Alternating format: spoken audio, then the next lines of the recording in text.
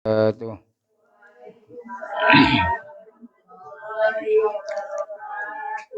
Alhamdulillah. Alhamdulillahi nahmaduhu wa nasta'inuhu wa nastaghfiruh wa na'udzu billahi min syururi anfusina wa min sayyiati a'malina may yahdillahu fala mudhillalah wa may yudlil fala hadiyalah. Asyhadu an la ilaha illallah wa asyhadu anna Muhammadan abduhu wa rasuluh la nabiyya ba'dah. Allahumma salli ala sayyidina Muhammad wa ala alihi wa sahbihi wa barik wa sallim ajma'in. Taqabbalallahu minna wa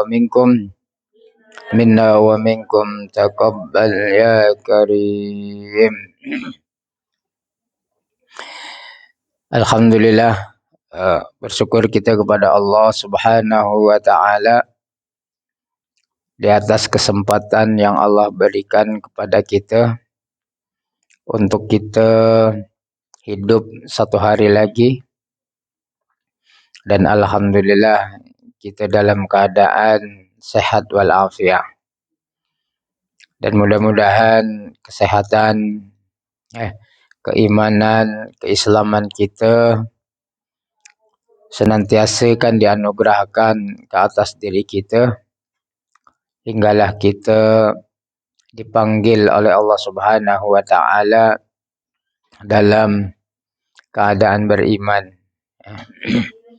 dan dalam juga masih tetap berpegang teguh kepada agama Allah Subhanahu wa taala. Mudah-mudahan dengan demikian kita masih lagi mudah-mudahan dengan demikian kita menjadi hambanya yang ditakdirkan oleh Allah mati dalam keadaan husnul khatimah, dan juga mudah-mudahan kebaikan serta keberkatan yang Allah anugerahkan terhadap kita terhadap kehidupan kita semuanya. Baik jemaah yang dirahmati oleh Allah Subhanahu wa taala, sebelum kita memulakan majlis kita pada petang hari ini, marilah kita sama-sama untuk kita bersalawat nariyah dengan harapan mudah-mudahan Allah mengampunkan dosa kita semua. Allah permudahkan segala urusan kita. Bagi Anda yang mungkin kurang sehat, semoga Allah berikan kesehatan. Allah angkat penyakit Anda. Dan bagi Anda yang mungkin mempunyai satu masalah ataupun kesukaran dan sebagainya, mudah-mudahan Allah berikan jalan keluar. Allah berikan kemudahan-kemudahan dalam kita menjalani urusan segala urusan kita, baik itu urusan pekerjaan kita, urusan keluarga kita, urusan anak-anak kita semuanya. Al-hadiniyah wa kullu niyatin khassa lillana. Al-Fatihah.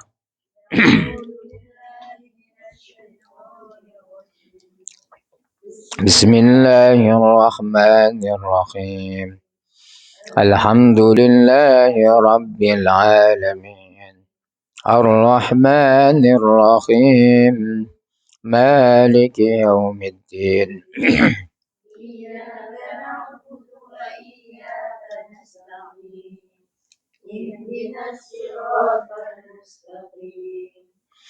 Siratal ladzina an'amta 'alaihim ghairil maghdubi 'alaihim waladdallin.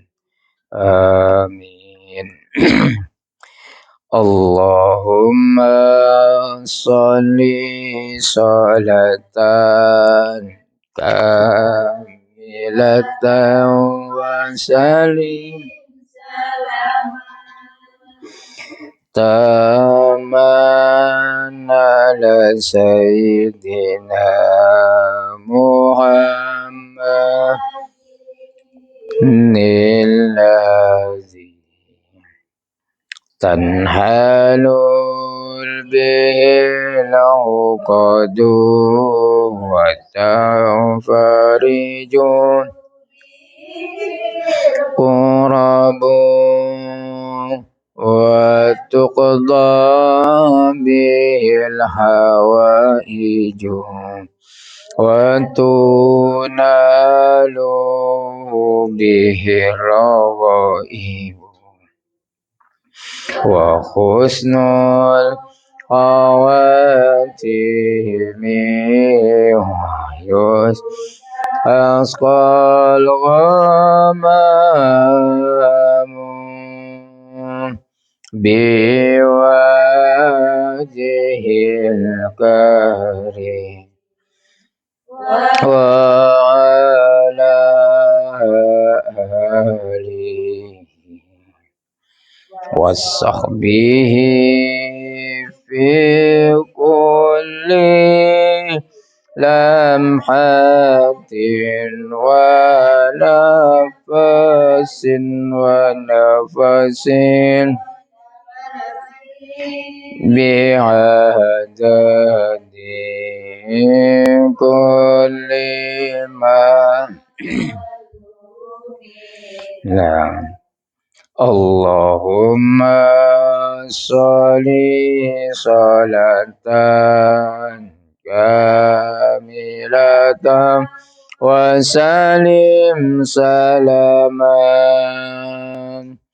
تاما على سيدنا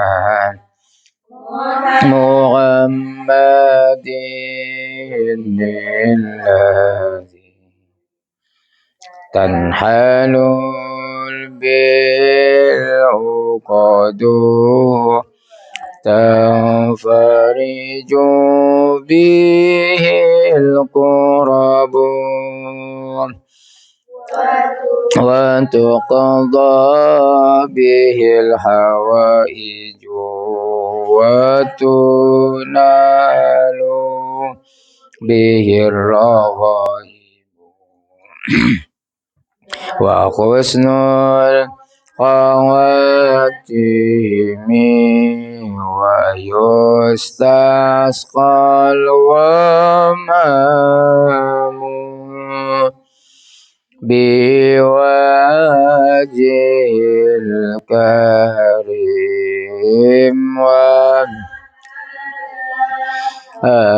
وآله وصحبه في كل لمحة ونفس ونفس بعدد كل معلوم لك. Sekali lagi.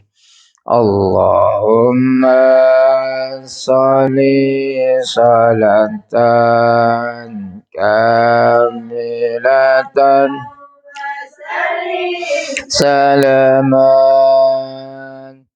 taman ala sayyidina Muhammadin alladhi tanhalul bihil uqadu wa tam bihil qurabu wa tuqda bil hawaiju wa tum hirawahibu wa husnul khawatimi yustasqal ghamamun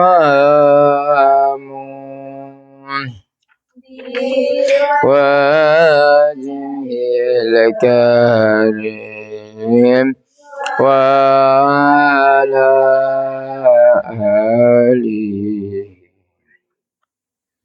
wasahbihi fi kulli lamhatin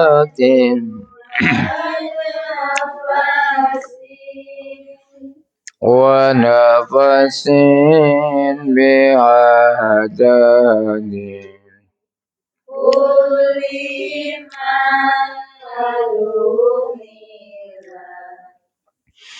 Baik jemaah yang dirahmati oleh Allah Subhanahu wa taala.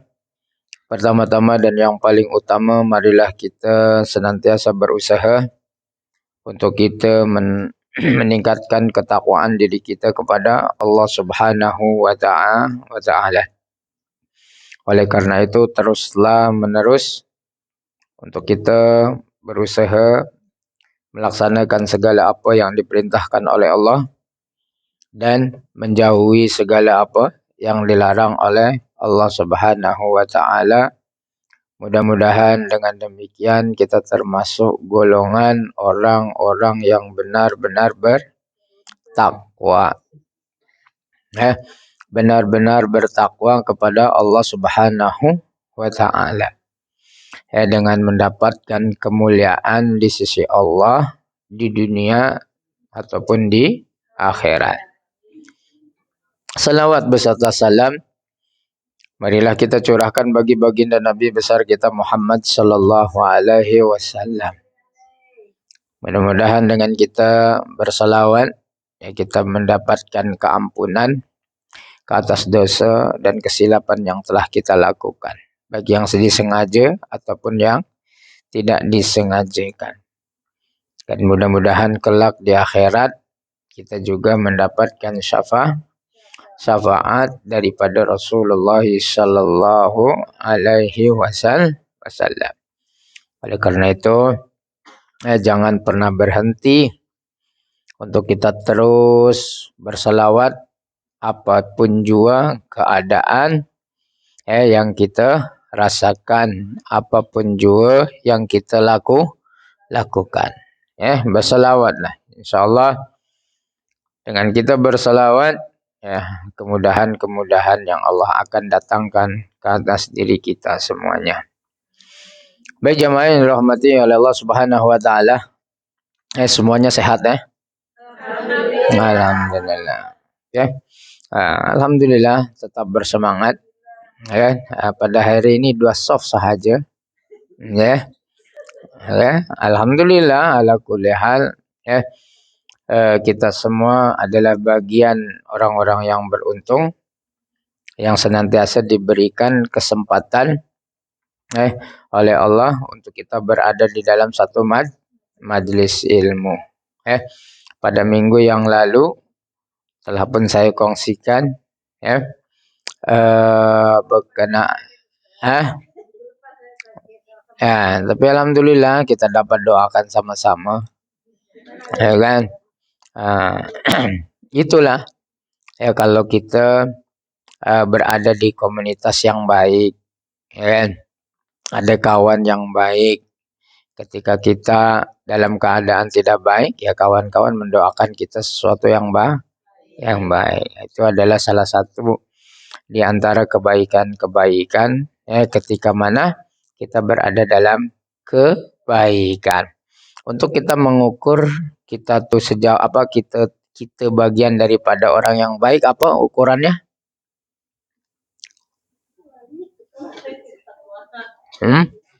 Apa ukurannya? Supaya kita tahu yang kita ini sudah jadi orang yang baik.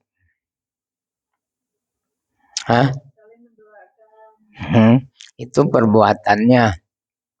Apa? Dah lupa. Baru 1 minggu. Apa? Ya termasuk kita ini orang yang baik.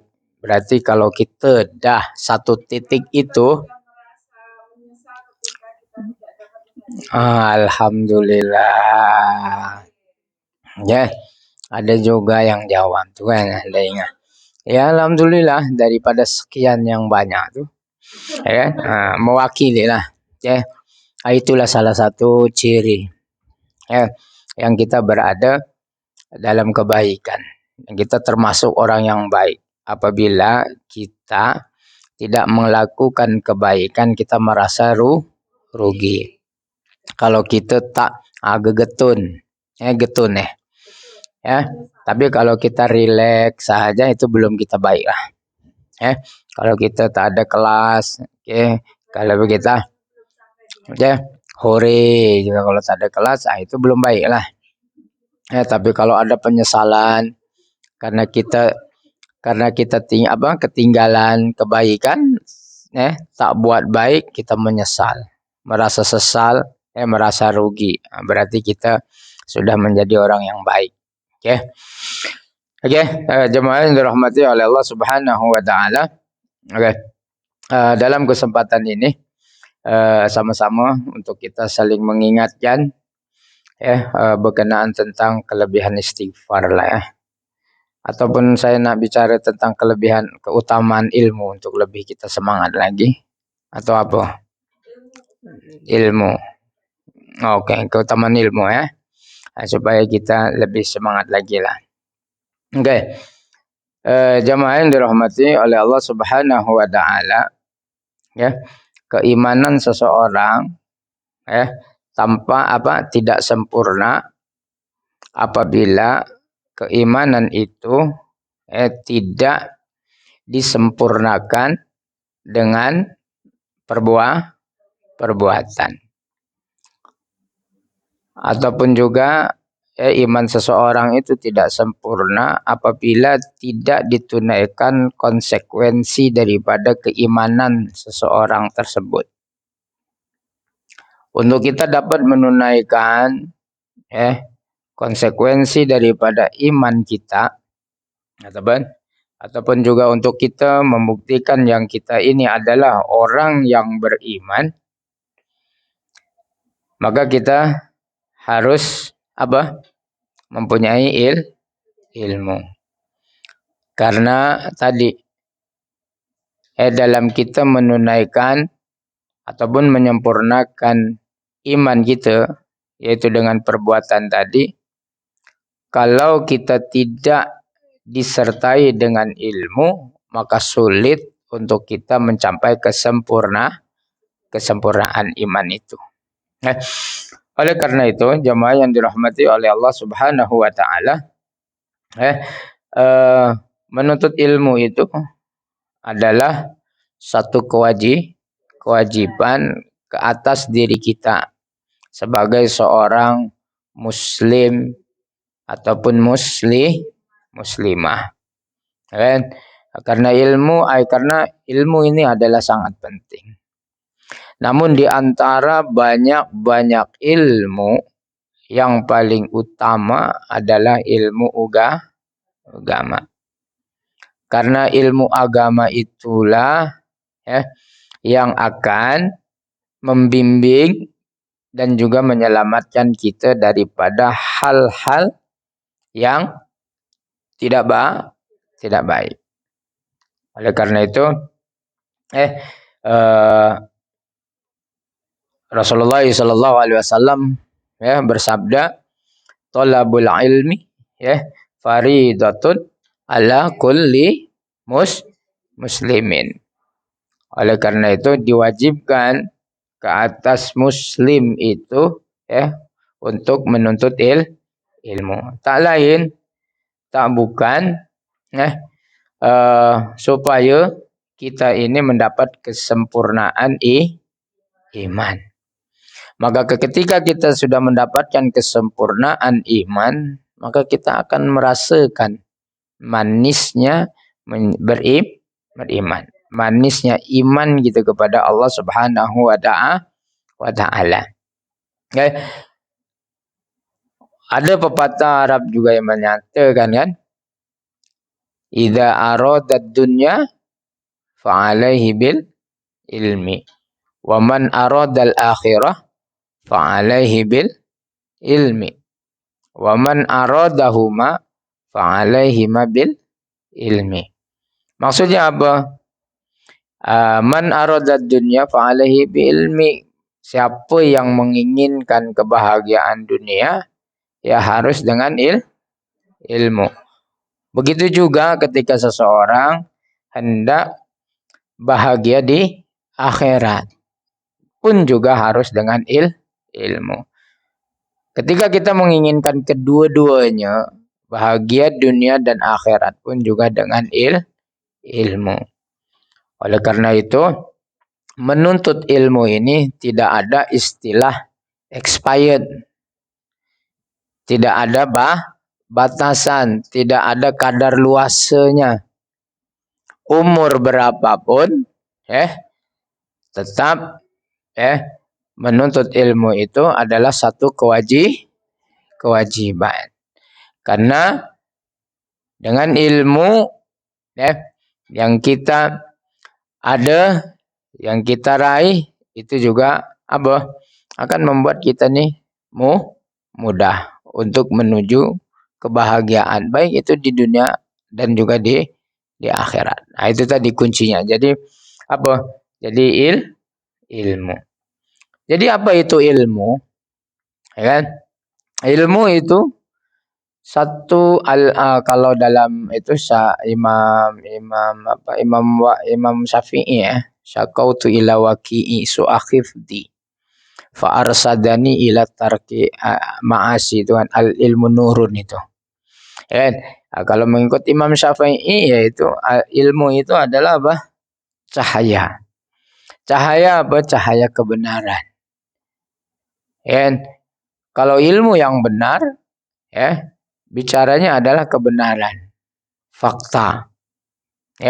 Sesuatu menuju kepada kebenaran. Dan apabila seseorang itu mempunyai ilmu yang benar, maka tidak sesekali ilmunya itu menunjukkan kepada kemaksiatan. Sudah tentu dan pasti ilmu yang benar itu dia akan membimbing kita, menuntut kita kepada jalan yang benar. Itu tadi yang dikatakan oleh Imam Syafi'i, al ilmu nurun la yuhdalil asi. Ilmu itu adalah cahaya yang tidak akan pernah membawa kita kepada maksiat. Nah, jadi kalau kita nih dah merasa ada mempunyai ilmu, maka akan tetapi kita masih lagi berbuat maksiat, maka kita harus mempertanyakan terhadap diri kita, ilmu yang kita perolehi ini ilmu benar ataupun ilmu sesat. Adakah ilmu yang kita perolehi ini berbentuk cahaya atau kegelapan?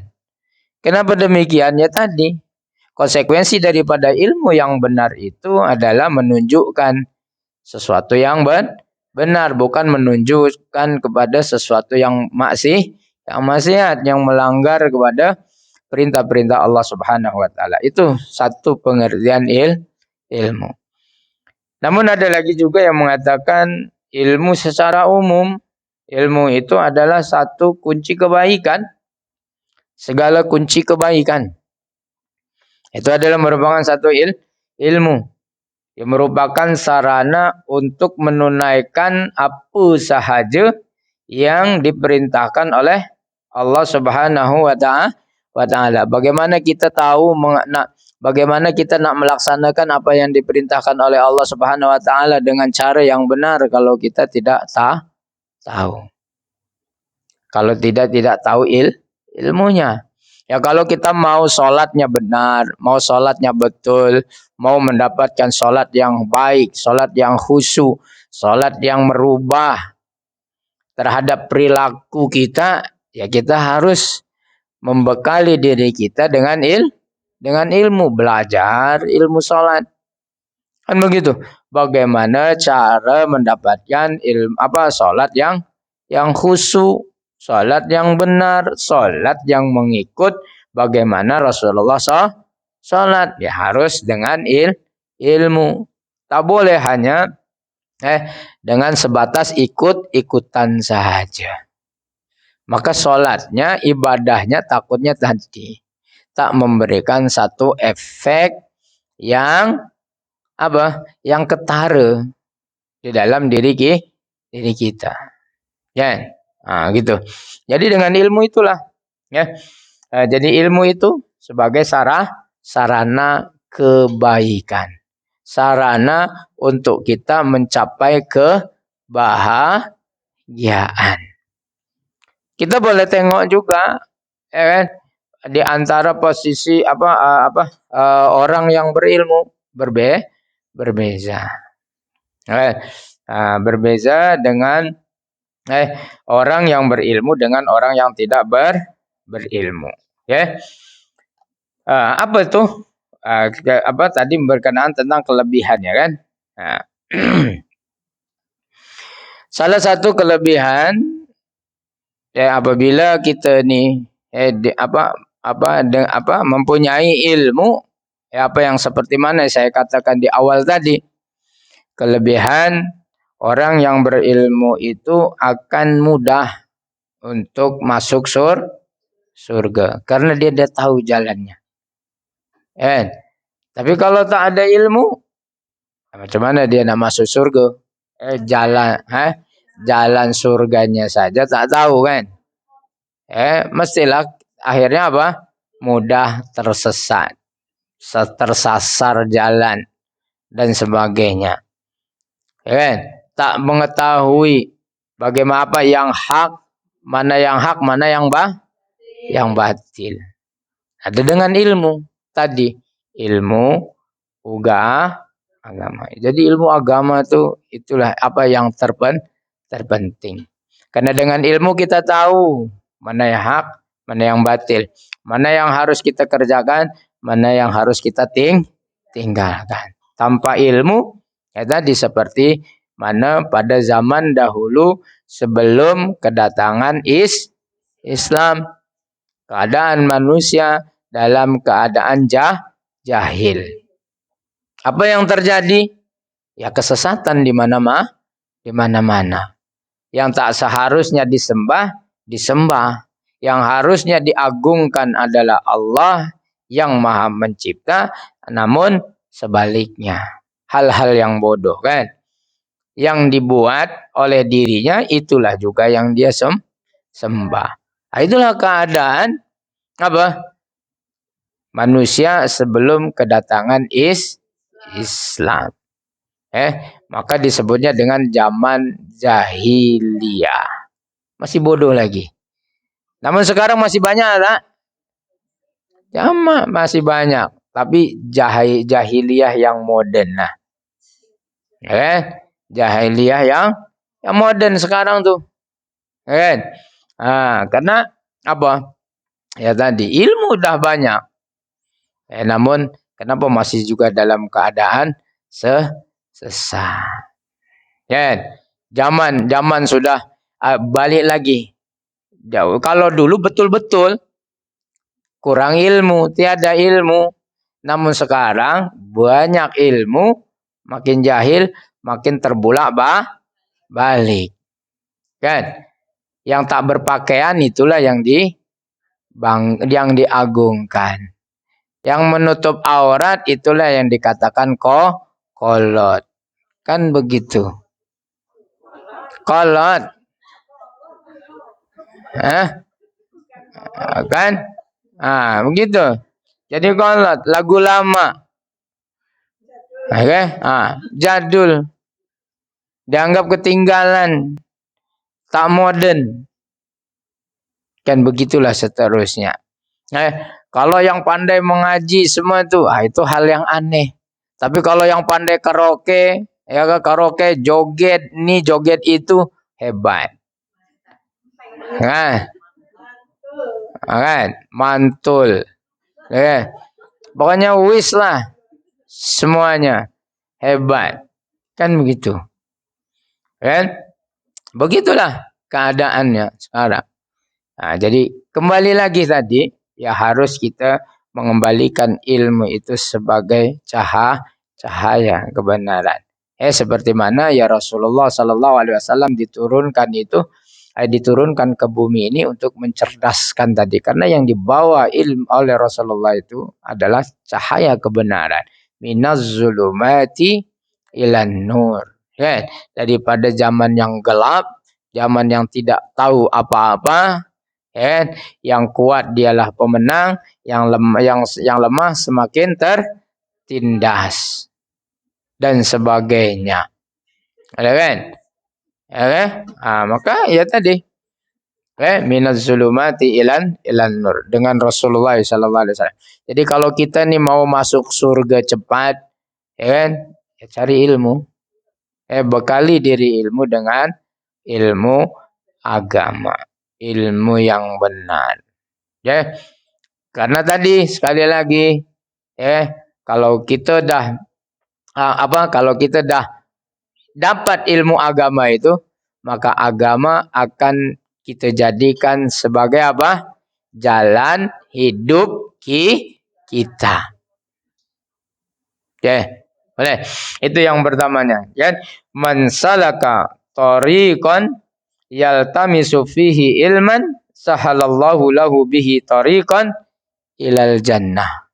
Itulah dalilnya bahwasannya ilmu itu menyebabkan seseorang itu mudah untuk menuju jalan ke surga. Itu jadi apa? Barang siapa menelusuri jalan untuk mencari ilmu padanya, Allah akan mudahkan baginya jalan menuju surga. Itulah hadis yang diriwayatkan oleh Imam Muslim. Okay. Dan yang keduanya juga kelebihan ilmu agama ini adalah ilmu warisan para nabi. Jadi kalau kita nih punya ilmu agama yang mencukupi, yang mumpuni, maka kita nih menjadi sebagai pewaris para nabi. Oleh karena itu para alim ulama disebutkan al ulama warasatul anbiya. Para alim ulama itu adalah pewaris nabi. Jadi bukan pewaris nabi di sini dimaksudkan bukan hanya garis turunan saja, akan tetapi ilmu yang dimilikinya. Kenapa menjadi pewaris nabi? Karena tadi ilmu segala yang dia ada yang berkait dengan agama ini tak lain tak bukan garis selurusnya adalah Nabi Muhammad sallallahu alaihi wasallam. Jangan kalau tak ada nabi susah kita mau memahami Al-Qur'an tuh. Karena Al-Qur'an adalah kalamullah. Susah nak kita pahami. Oleh karena itu perangkatnya Al-Qur'an oleh Allah diturunkannya seorang nabi. Untuk apa? Untuk menafsirkan, untuk memberikan kefahaman apa yang terkandung di dalam firman Allah Subhanahu wa taala, baik itu melalui ucapan ataupun perbuatan. Jadi kalau kita nih mau menuntut ilmu agama ya jangan sembarangan. Jangan main asal boleh saja. Kita tak tahu asal usul guru kita itu daripada mana. Ya kan? Karena kalau ilmu berkaitan agama Islam ini tak neko-neko, dia tegak lurus kepada Nabi Muhammad sallallahu alaihi wasallam. Jelas urutannya, jelas rujukannya. Kan orang sekarang banyak juga yang mengaku dapat ilmu daripada bisikan-bisikan. Banyak tak? Banyak. Ada. Melalui mimpi dan sebagainya. Oleh karena itu, ketika kita hendak belajar sesuatu ilmu, maka pilihlah orang yang benar-benar ilmunya dapat dipertanggungjawabkan. Karena ilmu agama ini tidak diambil daripada jalan yang lain, akan tetapi hanya jalan daripada Rasulullah sallallahu alaihi wasallam dengan berpegang teguh kepada dua pegangan, yaitu Al-Qur'an dan juga hadis. Nah itu. Jadi seseorang yang apabila dia membekali dirinya dengan ilmu, bukan sahaja dia akan mudah diberikan jalan menuju surga oleh Allah Subhanahu wa taala, maka ianya juga akan menjadi sebagai pewaris para nabi. Karena sebagai penyambung lidah Rasulullah Sallallahu Alaihi Wasallam. Ya, berkaitan ini ya Rasulullah Sallallahu Alaihi Wasallam bersabda, al ulama warasatul anbiya wa innal anbiya lam yuwarrisu dinaran wala dirhaman walakin warisul ilma faman akhodahu akhoda bikhazzin wafirin. Ya, al ulama warasatul anbiya. Ya, para ulama itu adalah pewaris para nabi. Wa innal anbiya lam yuwarisu dinaron wala dirhaman. Dan para nabi-nabi dahulu ya tidak pernah mewariskan harta kepada kita. Akan tetapi yang diwariskan oleh para anbiya adalah walakinnal warasa al ilma. Melainkan yang diwariskan oleh para nabi, para anbiya itu adalah apa? Ilmu. Faman akhodahu akhoda bihazzin wafir. Siapa yang mengambilnya, ia telah mengambil bagian yang cukup. Jadi kalau kita pilih hidup ini, kita pilih dunia, maka kita akan berkecukupan. Tapi kalau hanya kita pilih harta, ya harta saja, ilmu takkan dapat. Tapi kalau dengan ilmu, semuanya kita akan dapat. Ya, kalau kita hidup mau berkecukupan, salah satunya juga adalah apa? Dengan ilmu. Insyaallah, kita akan berkecukupan. Ada ilmu di mana saja kita campak, takkan pernah lapar. Takkan pernah kita disia-siakan. Karena kita ada ilmu. Dan sebaik-baik ilmu apa? Ilmu agama.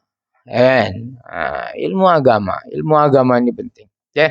Apatah lagi lah pada zaman sekarang ini. Itulah yang mana orang sudah tidak mengutamakan ilmu agama. Ya kan? Soal dia ini pandai sholat atau tidak, tak penting. Ya kan? Soal dia ini pandai mengaji atau tidak, itu tak penting. Ya kan? Yang penting apa? Tadi, yang penting boleh nyanyi. Ya kan? Yang penting boleh joget. Yang penting lulus ini, lulus itu. Tapi urusan agama, urusan nomor 16. Ya. Saya begitu. Jadi bukan jadi hal yang penting. Padahal itu adalah sesuatu yang utama. Khususnya bagi kita yang berpegang teguh kepada agama Allah Subhanahu wa ta'ala. Ya. Dan terus lagi apa? Kelebihan ilmu itu, ilmu yang kita miliki ini akan kekal selama-lamanya. Ya. Akan kekal selama-lamanya. Dan juga akan memberi manfaat kepada kita baik semasa kita hidup ataupun setelah kematian. Itu ilmu. Tak ada ilmu itu tak kekal dengan kita. Oleh karena itu ketika kita mempunyai ilmu itu hendaknya kita amalkan, hendaknya kita luaskan. Dengan kita menyebarkan, dengan kita mengajarkan, dengan kita meng-share, ilmu itu akan kekal kepada kita. Dan juga akan memberi hasil, memberi manfaat kepada diri kita, baik semasa hidup ataupun selepas kematian.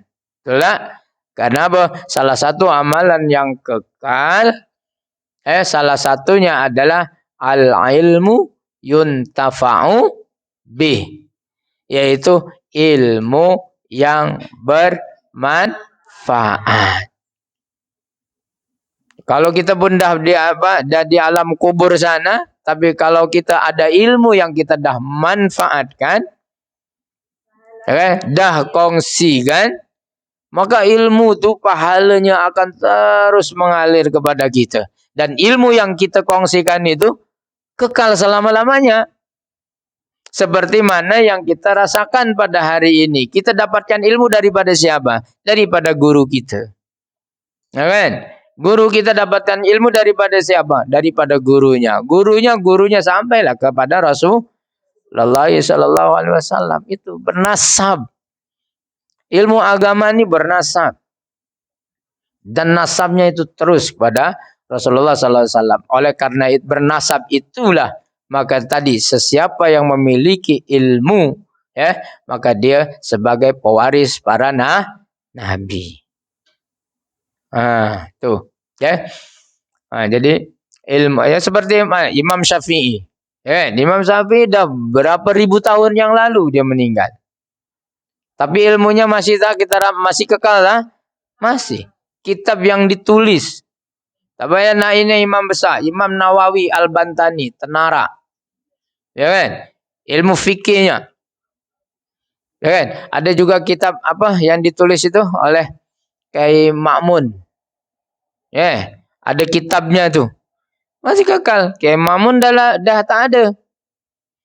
Tapi dia menulis buku, bukunya masih kekal. Ilmunya dipelajari oleh santrinya. Kekal. Walaupun orangnya tak ada. Dan ilmu yang ditinggalkan itu akan menjadi penerang alam kuburnya. Jadi kalau ini Anda semua ada kalau mempunyai ilmu, maka jangan loke, jangan pelit. Ajar, manfaatkan ilmu tuh. Walaupun hanya sekedar tahu alif aja. Ajarkan ilmu tuh. Kita tahu masak kita tahu ilmu masak rendang, konsep ini kan. Masak sambal, ajarkan. Itu pun sama, ilmu. Masak Indomie. Itu aja ilmu juga masak Indomie. Ada kan? Tapi yang jelas tadi, tiada kebaikan sekecil apapun daripada ilmu yang dimanfaatkan itu, melainkan tadi akan dilihat oleh Allah Subhanahu wa taala sebagai kebaikan yang akan terus-menerus pahalanya mengalir. Paralel. Kita bagi ilmu dengan dia manfaatkan, dia ajarkan ke orang lain, ajarkan lagi orang lain. Nah, itu bertumpuk-tumpuk pahala kita. Kan? Itu aset terbesar. Karena tadi idza matabnu adam inqata'a amaluhu illa min salasin. Yang pertamanya shadaqatin jariyah. Yang keduanya waladun saleh ayyad'ulah. Al ilmu yuntafa'u bihi. Inilah tiga benda ni tak akan pernah hilang, tak putus. Idza matabnu adam, jika mati seseorang anak Adam itu, maka semua inqata'a amaluhu illa min salasin, maka seluruh amalannya akan terputus melainkan tiga perkara ini.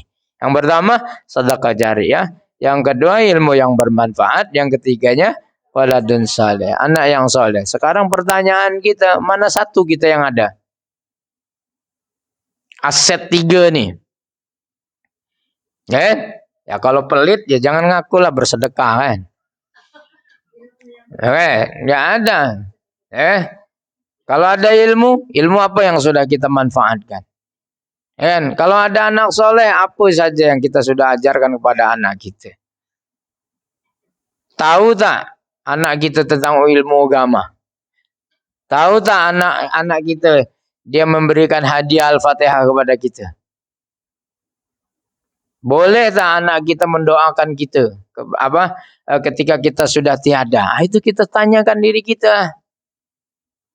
Tapi kalau anak kita ajarkan untuk main game aja sekolah ya jangan heran.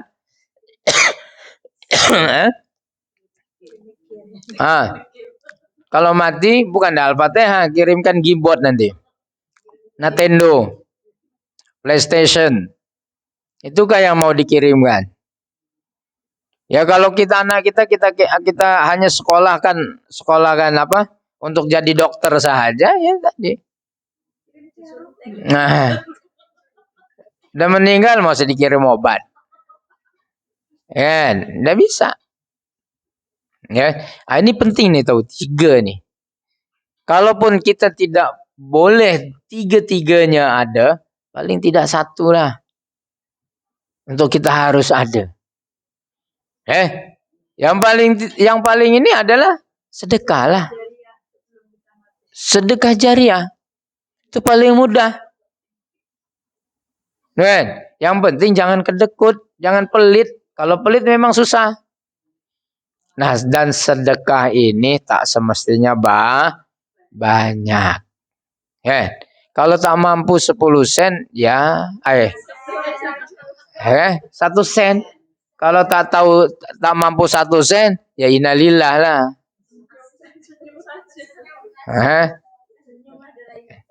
Senyum ya. Ya. Kelamaan senyum, jadi ini juga. Nah, paling tidak tadilah. Oleh karena itu, kalau Anda ada berjalan kemana, ke masjid mana, ada buka dia wakaf ke apakah, masukkan. Tak perlu banyak, semampunya, $1 pun jadi. Biar masuk, letuk, masuk. Kedengaran ya kan orang. Ya kalau tak mau kedengaran ya jangan $1, jangan pakai koin. Pakai yang kertas. $2 tak dengar. Nah gitu. Itu aset, iya. Iya kalau koinnya 1 goni, karung goni lah.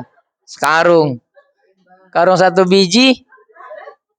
Dah sedekah paling rame bunyi kan. Untung sedikit lagi. Habis itu ditanya apa? Nama surga. Surganya bukan tingkat 1 lagi. Nak Firdaus lagi. Masyaallah. Cuman tuh. Jadi itulah. Paling tidak itu.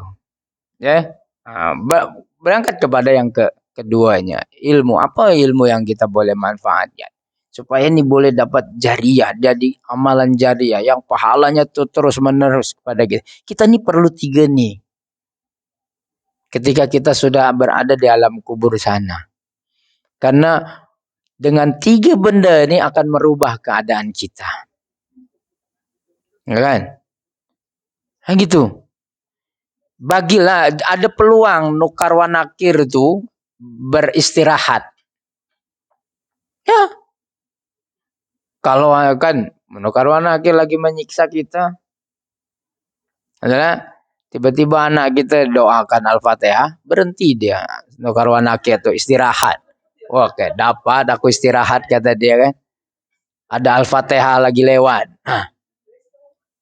Boleh. Tapi kalau tak ada, anak yang soleh pun tak ada. Sedekah jariah pun tak ada. Ilmu pun tak ada. Ada. Overtime terus. Nukar wa nakir tak berhenti. Holiday pun dia kerja. Kerjakan kita lah. Sama begitu. Jadi jangan sampai macam tu. Tapi kalau kita dalam kegelapan, paling tidak datang waktu zuhur ada terang. Kenapa? Anak kita hadiahkan Al-Fatihah, terang sedikit, walaupun sedikit. Habis itu redup balik, tunggu waktu asar, terang balik. Ada terangnya. Tapi kalau tak ada sama sekali, gelap. Kan, siksa, terpengap. Dan itu menyiksaan yang sungguh amat luar biasa. Tapi kalau kita dulu punya wakaf. Oh iya, saya nyumbang wakaf kipas angin besar ke masjid tuh. Time kipas anginnya pusing tuh, lagi itu juga lah. Nukarwan akhir pun rileks duduk. Oke, aku rileks dikit. Karena apa? Kipasnya lagi berputar kan. Betul lah. Setiap kali jamaah on kan kipas. Dapat pahala. Nah, kalau kita bangunkan apa? Wakaf misalkan, lift. Nah, tiap kali ada orang tuh pakai lift, dapat pahala terus gitu. Ada wakaf lift. Apa sajalah. Mungkin di kampung kita ada yang mau menjual, ada pembangunan untuk kepentingan masyarakat, sumbang. Jangan pelit. Walaupun sedikit. Oke, menyumbang sumbangan kan tak ditentukan. Namanya juga menyumbang, wakaf. Oleh karena itu kita mesti nak kena bijak. Mana nak sumbang yang kekal pahalanya. Kalau nyumbang makan ya habis. Makanan dah habis 1 menit itu saja. Makanan dah habis pahala. Ya. Ya satu suap telan habis. Ya. Segitu. Tapi ya tadilah. Kalau boleh yang kekal. Kekal tadi sumbangan. Misalkan wakaf ilmu. Ada orang yang belajar. Nak pergi belajar agama. Kita beri sumbangan. Kayak gini bekal. Oke, nak mau pergi pondok ya. Oke nih. Itu kekal. Kenapa? Ilmu. Anak tuh dapatkan ilmu, ada duit kita kat situ. Makan kekal. Itu juga. Nah sekarang nih trennya kat Singapura yang digalakkan adalah wakaf ilmu. Karena tanah dah tak ada lagi. Siapa yang mampu nak berwakaf tanah kat Singapura? Harganya dah gila. Tak ada. Kalau Indonesia, Malaysia masih boleh ada yang mau tanah wakaf. Kalau ke Singapura dah tak ada. Mahal gila. Tak ada yang mampu nak beli tanah. Tadi jadi digalakan apa? Wakaf ilmu sekarang. Untuk bangunkan madrasah, untuk ini apa kepentingan sekolah, madrasah dan sebagainya. Dan itu akan terus mengalir pahalanya. Sama juga lah kita. Itu ambil peluang. Nah, jadi kembali lagi kepada laptop, yaitu apa? Siapa yang mempunyai ilmu, ya dia akan kekal selama-lamanya. Apatah lagi ilmu itu dapat kita manfaatkan. Dan juga apa para nabi dahulu juga tidak diseru oleh Allah Subhanahu wa taala itu untuk meminta selain daripada minta ilmu. Para nabi itu diseru oleh Allah itu apa? Untuk memintanya ilmu. Dalam firman Allah tuh, "Qur Rabbi zidni ilman." Katakan ya Muhammad, minta untuk tambahkan ilmu. Jadi kita ni doa, sebelum kita minta doa ilmu tu. Meminta ilmu. Allahumma inna nas'aluka ilman nafi'an. Baru warizqan wasi'an. Thayyiban. Wa amalan mutaqabbala. Amal ibadah yang diterima itu. Ilmu dan para nabi. Jadi apa? Tadi istimewa. Para nabi saja diseru oleh Allah Subhanahu wa taala itu bukan untuk minta apa-apa, tapi mintanya ilmu. Karena dengan ilmu itu kita akan ada apa-apa. Dapat apa-apa. Tapi kalau tiada ilmu tak akan dapat apa-apa. Itu. Jadi ilmu ini adalah satu kelebihan yang banyak, sehingga kan Allah Subhanahu wa taala menyeru para nabinya yaitu untuk apa? Bukan untuk meminta yang lain-lain, akan tetapi untuk memintanya ilmu. Oke? Dan yang seterusnya kelebihan orang yang berilmu adalah akan difahamkan agamanya dengan mudah, ya. Dan apabila faham agamanya faham agamanya, maka yang akan datang ke atas dirinya adalah kebaikan yang berterusan. May yuridillahu bihi khairan yufaqihu fiddin. Barang siapa yang Allah kehendaki mendapatkan seluruh kebaikan, maka Allah akan memahamkan dia tentang agama. Jadi kalau kita ni mau mendapatkan kebaikan yang terus-menerus, ya, yaitu dengan kita memahami agama yang kita anut ini. Memahami agama ya dengan ilmu. Maka dengan itu kita akan mendapatkan kebaikan-kebaikan yang terus-menerus. Kebaikan yang banyak. Karena kita faham betul dengan agama kita. Kita paham mana yang harus didahulukan. Kita paham mana yang harus diutamakan. Ya. Kita tahu mana amalan-amalan yang harus diutamakan. Mana amalan yang harus terus-menerus konsisten untuk kita kerjakan. Kita tahu karena kita paham agama. Tapi kalau kita tak paham agama, ya tadi. Dan kalau kita paham agama, kita tahu waktu-waktu yang terbaik untuk kita meminta berdoa kepada Allah Subhanahu wa taala. Tapi kalau kita tak paham, tak tahu, tak ada ilmunya, ya tadi. Kadang pada akhirnya sukar doa kita dikabulkan oleh Allah Subhanahu wa taala karena kita kurang paham. Ya.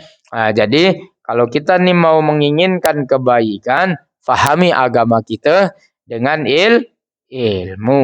Ya, maka Allah akan memberikan segala kebaikan ke atas kita. Dan yang seterusnya, orang yang berilmu itu adalah orang yang paling takut dengan Allah. Kelebihan kita ni kalau kita ni ada ilmu, kita ni akan sentiasa takut dengan Allah. Ya kalau takut dengan Allah sudah tentu dan pasti kita tidak berani berbuat maksiat, melanggar larangannya, meninggalkan perintahnya. Kalau kita takut dengan Allah Subhanahu wa taala. Ada dua jenis manusia nih.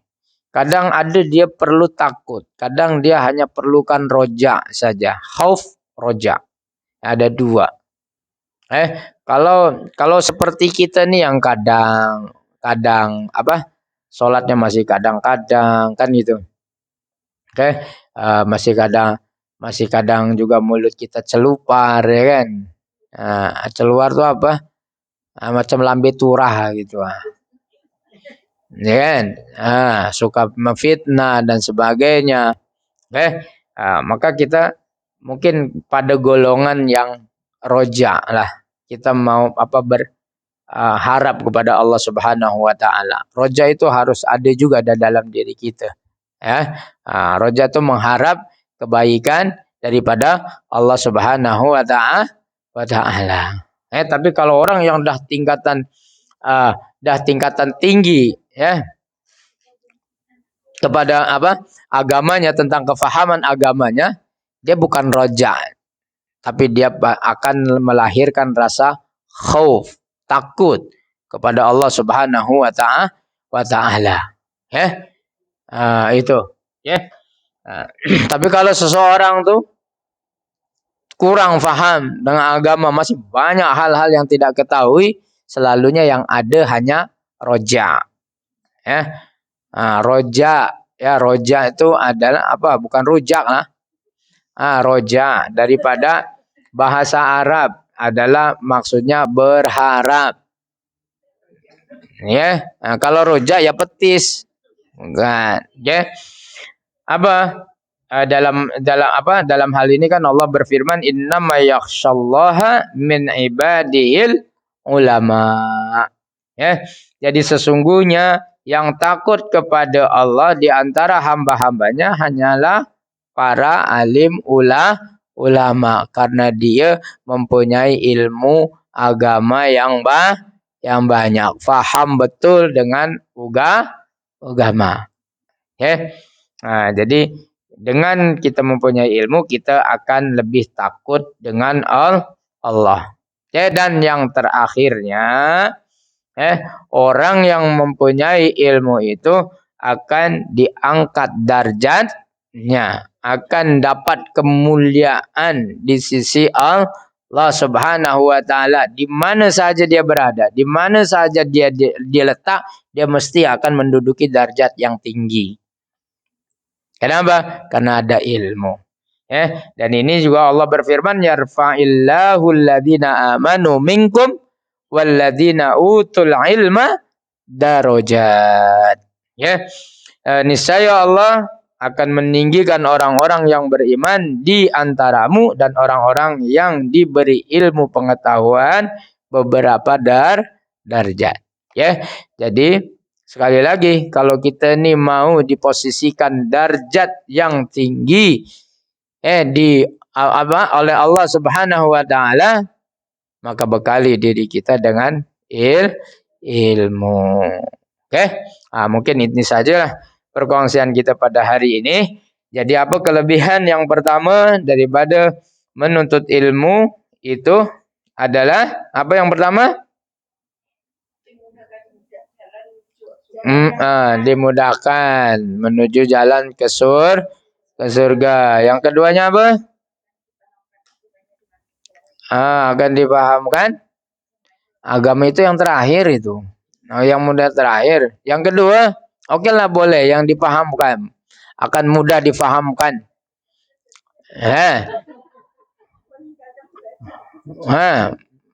Meningkatkan darjat yang terakhir. Yang keduanya apa yang keduanya? Al-ilmu warasatul al-ulama warasatul anbiya. Orang yang berilmu itu bagian daripada pewaris para nabi. Terus lagi yang ketiganya apa?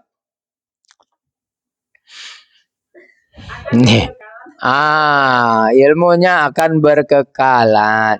Ya. Ilmu itu akan kekal selama-lamanya dan manfaatnya berterusan. Dari hidup sampailah ke mati, manfaatnya itu akan berterusan, memberikan manfaatnya kepada kita. Ilmunya sendiri kekal, manfaatnya berterusan. Terus lagi apa? Terus lagi apa? Ilmu itu sangatlah mulia di sisi Allah, sehingga kan Allah tak pernah memerintahkan Nabi untuk meminta apa-apa selain memerintahkan minta ilmu. Minta tambah ilmu. Qur Rabbi sidni ilman. Itu doa yang dilakukan oleh para nabi. Dan seterusnya tadilah yang telah disebutkan, faham, mudah akan paham agama, dan yang terakhirnya akan diangkat darjatnya oleh Allah Subhanahu wa taala. Semoga dengan perkongsian ini kita lebih lagi lah bersemangat dalam kita menuntut ilmu. Kongsikan pada yang lain supaya jangan ponteng lagi. Karena tadi kita dah tahu kelebihan ilmu agama. Kurang lebihnya saya memohon maaf apabila ada kekhilafan daripada apa yang saya sampaikan, mohon dimaafkan. Dan apabila yang disampaikan saya itu benar, walau itu datanya daripada Allah Subhanahu wa taala, karena Allah lah yang Maha benar. Aku qouli hadza. Assalamualaikum warahmatullahi wabarakatuh. Subhanakallahumma wa bihamdika asyhadu an la ilaha illa anta astaghfiruka wa atubu ilaik. Bismillahirrahmanirrahim. Wal 'asr innal insana lafi khusr illa alladziina aamanu wa 'amilus shalihaati wa tawassaw bil haqqi wa tawassaw bis sabr. Allahumma arhamna bil Qur'an waj'alhu lana imama wa nura wa hudan wa rahmah. Allahumma dzakirna minhu ma nasina wa 'allimna minhu ma jahilna warzuqna tilawatahu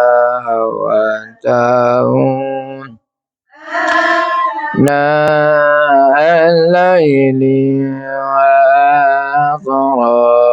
atrafan nahar waj'alhu lana hujjatan ya rabbal alamin. Walhamdulillahi rabbil alamin. Taqabbalallahu minna wa minkum taqabbal ya karim. Aku qouli hadza. Assalamualaikum warahmatullahi wabarakatuh.